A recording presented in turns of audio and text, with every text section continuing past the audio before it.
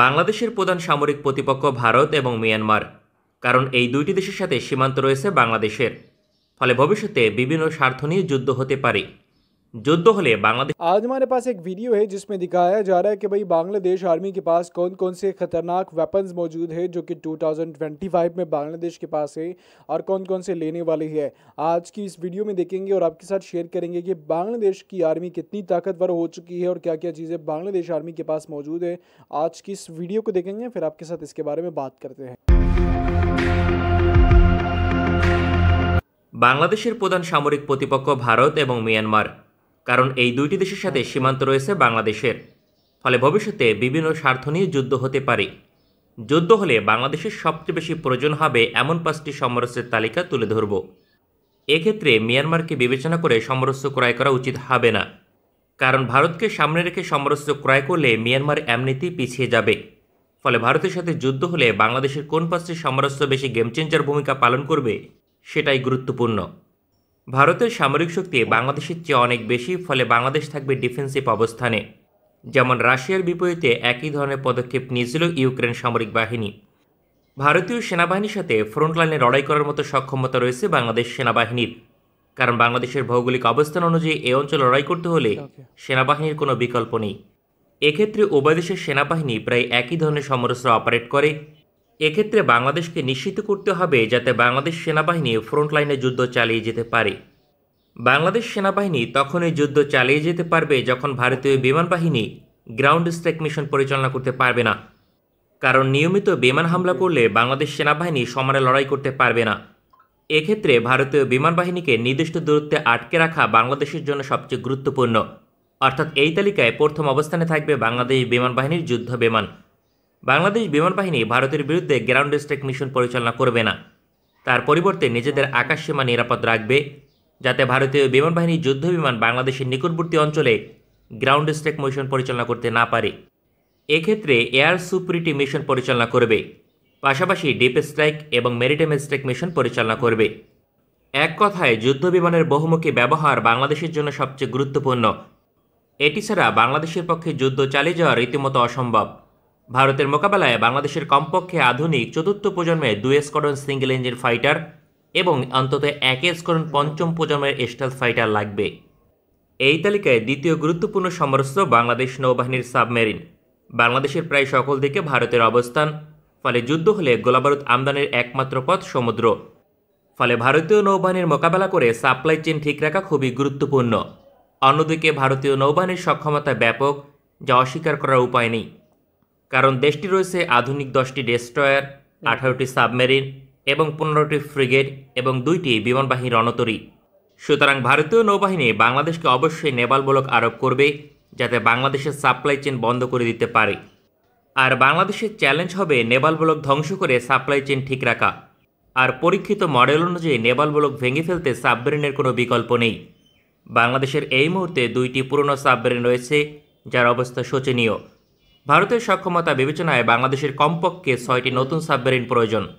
তবে এই সংখ্যা 10 থেকে 12টি পর্যন্ত হলে বাংলাদেশ নিশ্চিতভাবে ভারতের নেভাল ব্লক মোকাবেলা করতে পারবে।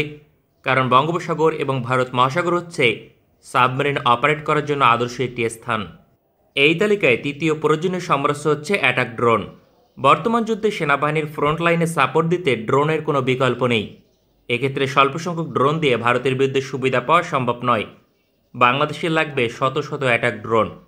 এক্ষেত্রে ডেডিকেটেড অ্যাটাক ড্রোন লাগবে এমন নয়, হতে পারে গ্রেনেড লঞ্চার অথবা লোটারিং মিউনিশন অ্যাটাক ড্রোন। কারণ বাংলাদেশের নিকট রয়েছে মাত্র 12টি বাইরাক্তার TB2 অ্যাটাক ড্রোন। হয়তোবা 2030 সালের মাঝে এই সংখ্যা 24টি অতিক্রম করতে পারে। তারপরেও বাংলাদেশের ভৌগোলিক অবস্থান এবং চ্যালেঞ্জ অনুযায়ী তা যথেষ্ট হবে না। কারণ ইউক্রেনে এখনও পর্যন্ত 60 থেকে 70টি বাইরাক্তার TB2 অ্যাটাক ড্রোন ধ্বংস হয়েছে। তাই সবচেয়ে কার্যকর হচ্ছে ডেডিকেটেড অ্যাটাক ড্রোনের পাশাপাশি ছোট অ্যাটাক ড্রোন অপারেট করা। বাংলাদেশ সেনাবাহিনী এবং বিমান বাহিনী এ বিষয়ে অবগত। ফলে নিজস্ব কয়েকটি প্রকল্প রয়েছে, যার আওতাধীন শত শত অ্যাটাক ড্রোন উৎপাদনের পথে অগ্রসর হতে পারে বাংলাদেশ প্রতিরক্ষা দপ্তর। এ বিষয়ে তুরস্ক এবং চীনের সহযোগিতা নিতে আলোচনা করেছে প্রতিরক্ষা দপ্তর। বাংলাদেশের কমপক্ষে 2 থেকে 3 হাজার এই ধরনের ড্রোন প্রয়োজন হবে। ছোট অ্যাটাক ড্রোন সাশ্রয়ী এবং গণ উৎপাদন করা খুবই সহজ। বাংলাদেশে 3000 এই ধরনের ড্রোন উৎপাদন করতে ব্যয় হবে মাত্র $100 মিলিয়ন, অথচ 20 থেকে 24টি বায়রাক্তার TB2 অ্যাটাক ড্রোন কিনতে সমপরিমাণ অর্থ লাগবে। ভারতীয় সেনাবাহিনীর অন্তত 1 লক্ষ সৈনিক এর মাধ্যমে ধ্বংস হবে। পৃথিবীর বহু দেশ এখনও পর্যন্ত এই পন্থা অবলম্বন করেছে, যে কারণে শক্তিশালী দেশের পক্ষেও এখন ছোট দেশকে দখল করা সম্ভব হচ্ছে না। এই তালিকায় চতুর্থ গুরুত্বপূর্ণ সমরাস্ত্র হবে ট্যাঙ্ক বিধ্বংসী ক্ষেপণাস্ত্র। আধুনিক যুদ্ধে প্রতিপক্ষের ট্যাঙ্ক, সাজোয়ান এবং কি হেলিকপ্টারও ধ্বংস করা সম্ভব অ্যান্টি ট্যাঙ্ক গাইডেড মিসাইল দিয়ে। ভারতীয় সেনাবাহিনীর প্রায় 5000 ট্যাঙ্ক রয়েছে, বিপরীতে বাংলাদেশের সাথে 4000 কিলোমিটার সীমান্ত। ফলে সকল সীমান্ত দিয়ে বড় ট্যাঙ্ক এবং সাজোয়ান নিয়ে আগ্রাসন চালাবে, ফলে তাকে সহজেই রুখে দেওয়া সম্ভব অ্যান্টি ট্যাঙ্ক গাইডেড মিসাইল ব্যবহার করে। বাংলাদেশের এক্ষেত্রে 10 থেকে 15,000 অ্যান্টি ট্যাঙ্ক গাইডেড মিসাইল লাগবে। এটি খুব বেশি ব্যয়বহুল নয়, পৃথিবীর বহু দেশ এটি উৎপাদন করে। বাংলাদেশের নিকট বর্তমানে রাশিয়া, স্পেন, ইউক্রেন সহ বেশ কয়েকটি দেশের ট্যাঙ্ক বিধ্বংসী ক্ষেপণাস্ত্র রয়েছে, যা সব মিলে 2 থেকে 4000-এর বেশি হবে না। এটি কোনোভাবেই যথেষ্ট নয়, কারণ ভারতের সাজোয়ানের অন্তত 20,000 ভেহিকেলকে বাংলাদেশের বিরুদ্ধে ব্যবহার করার সুযোগ পাবে। ফলে অবশ্যই 10 থেকে 15,000 অ্যান্টি ট্যাঙ্ক গাইডেড মিসাইল লাগবে। এটি সম্পর্কে বাংলাদেশ সেনাবাহিনী অবগত, যে কারণে নিজ দেশে প্রযুক্তি সহ উৎপাদনের পরিকল্পনা করছে। পৃথিবীর প্রথম শ্রেণীর প্রতিটি অ্যান্টি ট্যাঙ্ক গাইডেড মিসাইলের মূল্য $50,000 মার্কিন প্রযুক্তি সহ। সুতরাং $500 মিলিয়ন ব্যয় করলে 5000 দেশের মাটিতে উৎপাদন করা সম্ভব, নিঃসন্দেহে যা বাংলাদেশের চাহিদা পূরণ করতে সক্ষম। এটি বাস্তবায়ন হলে ভারতীয় সেনাবাহিনীর জন্য বাংলাদেশ হবে কবরস্থান। এছাড়াও পঞ্চম গুরুত্বপূর্ণ অবস্থানে সীমিত পরিসরে অনেক সমরাস্ত্রকে গুরুত্ব দেওয়া সম্ভব, যার মধ্যে উল্লেখযোগ্য হচ্ছে ম্যানপ্যাড এয়ার ডিফেন্স সিস্টেম, আধুনিক assault rifle, maritime patrol aircraft, medium range air defence সিস্টেমের মতো সমরাস্ত্র। আমাদের ভিডিওটি পছন্দ হলে আমাদের সমর্থন করতে সঙ্গে থাকুন। ভালো থাকবেন সবাই, দেখা হবে পরবর্তী কোনো ভিডিওতে। 25 पे आ चुकी है।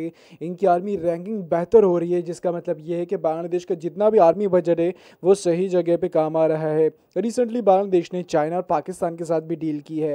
तुर्की सी आर्टिलरी सिस्टम बांग्लादेश ने ऑर्डर जो की थी वो भी डिलीवर हो चुकी है बांग्लादेश को, और आने कई सारी चीज़ें जो है वो हमें देखने को मिल रही है। तो जिससे हमें अंदाज़ा हो रहा है कि बांग्लादेश अब आहिस्ता आहिस्ता से अपनी आर्मी को बेहतर बना रहा है। और एक चीज़ मैं आप लोगों को ये बता दूं कि बांग्लादेश जो है वो अपनी आर्मी को बेहतर इसलिए भी बना रही है क्योंकि बांग्लादेश को काफ़ी सारी चैलेंजेस का सामना करना पड़ रहा है। और ये चैलेंजेस जो है वो सबसे पहले हमने देखे तो हमें देखने को मिल रहा है कि बांग्लादेश का जो सबसे बड़ा दुश्मन मुल्क है वो है म्यांमार और इंडिया के साथ अक्सर बांग्लादेश की लड़ाइयाँ चलती है, बॉर्डर के ऊपर इश्यूज चलते हैं, जिसकी वजह से बांग्लादेश अपनी आर्मी को बेहतर कर रही है। और इसी बेहतरी की वजह से बांग्लादेश की आर्मी का जो रैंक है वो 37 से 35 पे आ चुका है।